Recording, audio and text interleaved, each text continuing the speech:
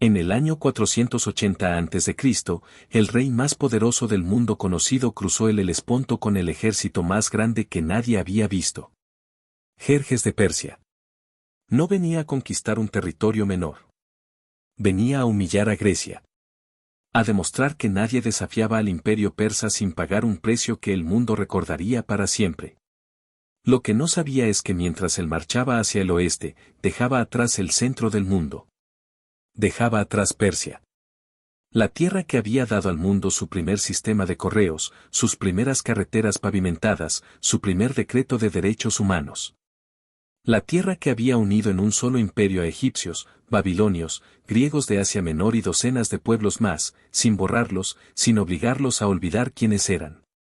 Jerjes cruzó ese puente de barcos hacia su derrota más famosa. Y Persia, la tierra que dejaba atrás, siguió siendo Persia. Eso es lo que hace a esta historia diferente a todas las demás.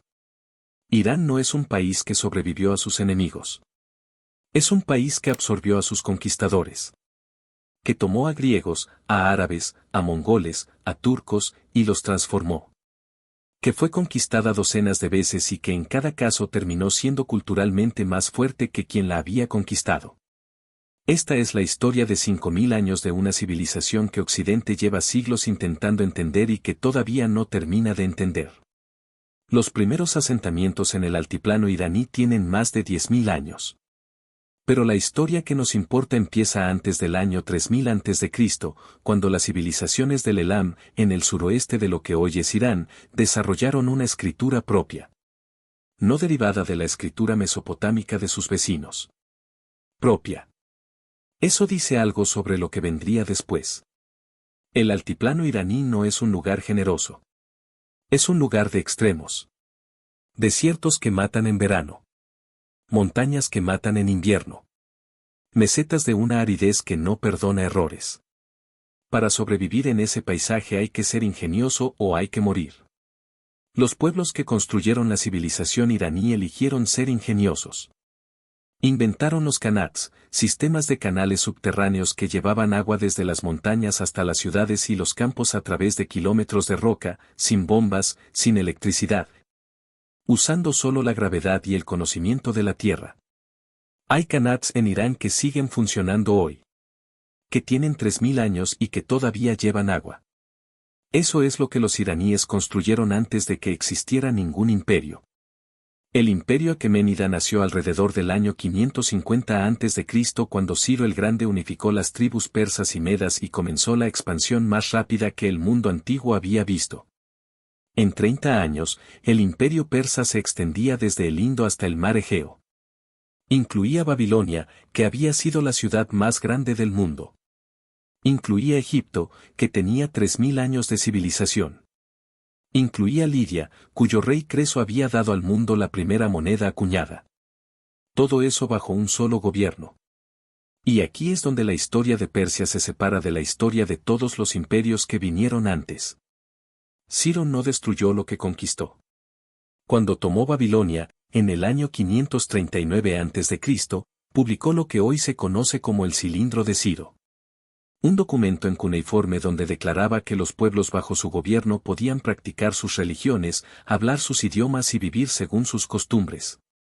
Los historiadores debaten cuánto de eso fue política genuina y cuánto fue propaganda.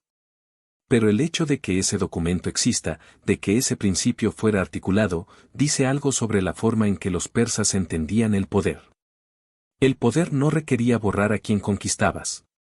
Requería incorporarlo. Persépolis fue construida por Darío el Grande a finales del siglo VI a.C. No como capital administrativa simplemente. Como declaración. Sus escalinatas están decoradas con relieves que muestran delegaciones de todos los pueblos del imperio llevando tributos al rey. Etíopes, indios, griegos, egipcios, babilonios. Todos distintos. Todos presentes. En Persépolis no había una sola cultura dominando a las demás. Había un centro que reconocía la multiplicidad de lo que gobernaba. Eso fue destruido por Alejandro Magno en el año 330 a.C.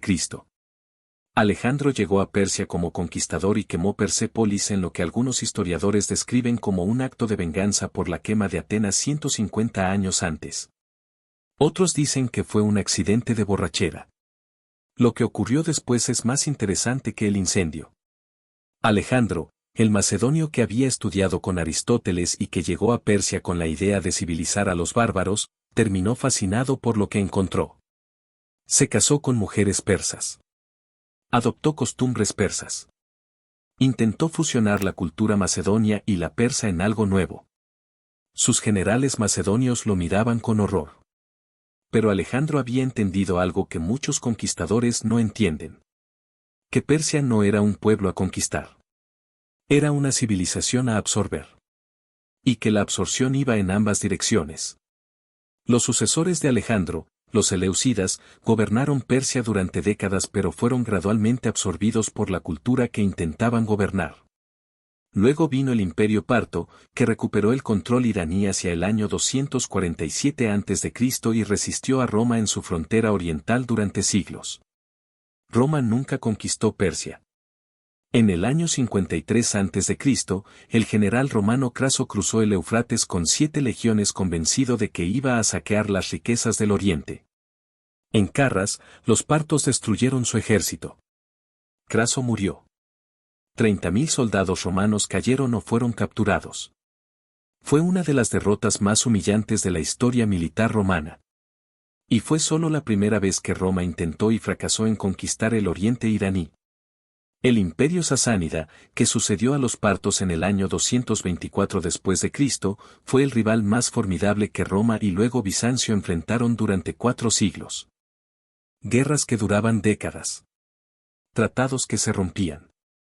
Ciudades que cambiaban de manos.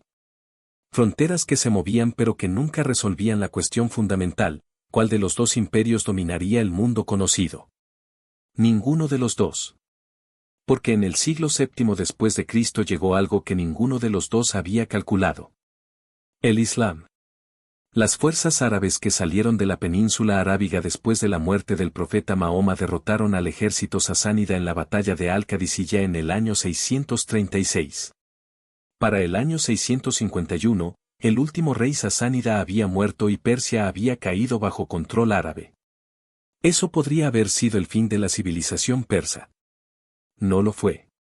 Los iraníes adoptaron el Islam. Pero lo transformaron desde adentro.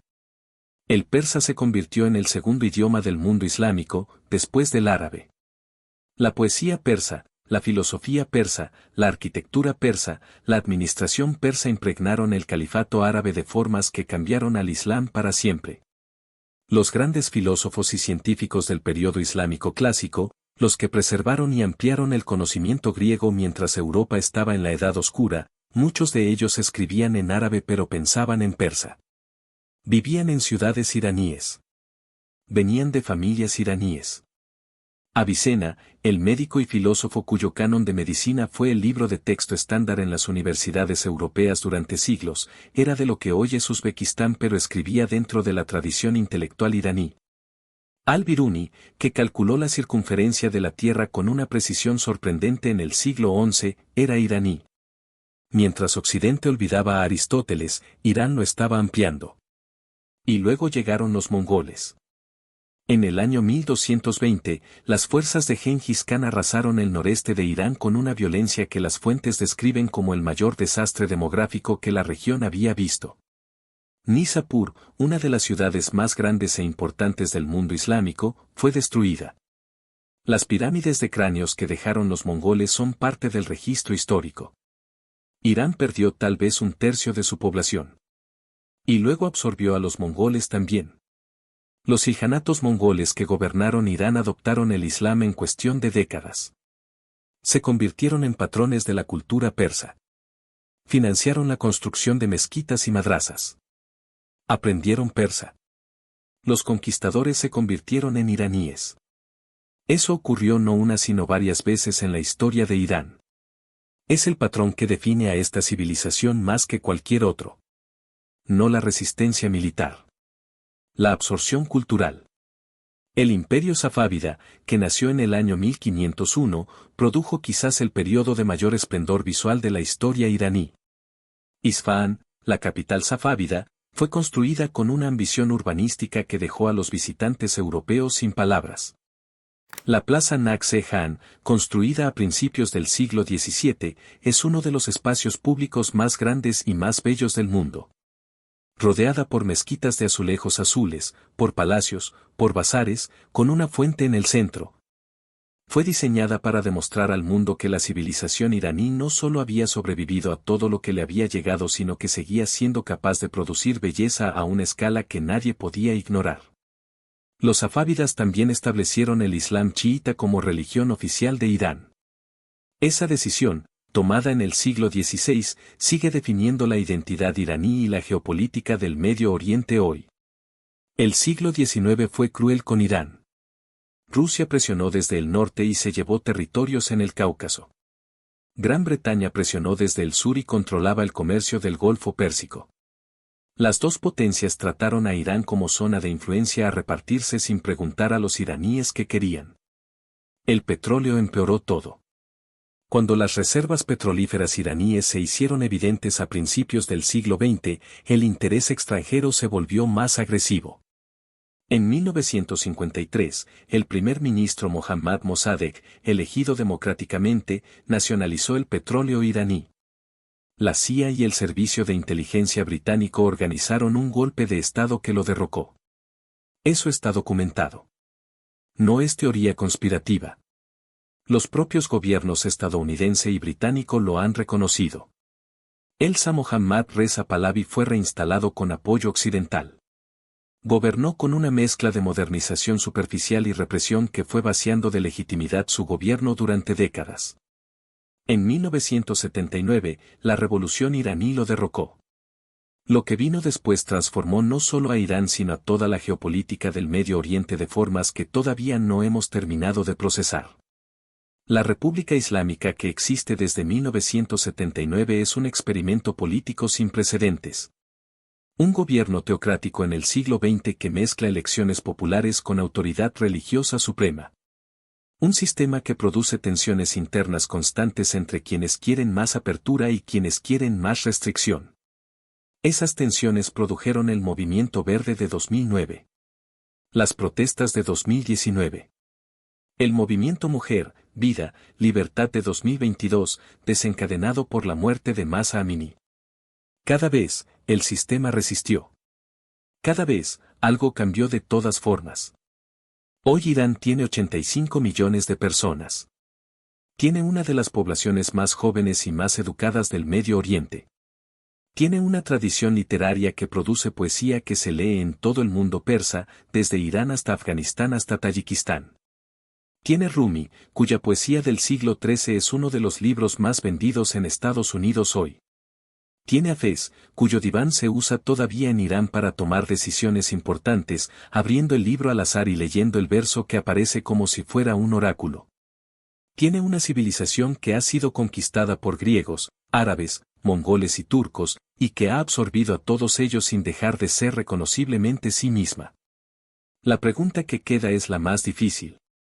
¿Cómo se explica que una civilización tan antigua, tan resistente, tan culturalmente rica, lleve décadas en una relación con Occidente marcada principalmente por la desconfianza, las sanciones y la amenaza de guerra? ¿Y cuánto de esa relación tiene que ver con el petróleo, con la geopolítica regional, con el golpe de 1953 que Irán no ha olvidado aunque Occidente preferiría que lo hubiera olvidado? Esas preguntas no tienen respuestas simples. Pero no se pueden entender sin conocer los 5000 años que llegaron antes. Si esta historia te hizo pensar, suscríbete. Contamos la historia del mundo antiguo con la profundidad que merece, y subimos antes de que lleguen las notificaciones.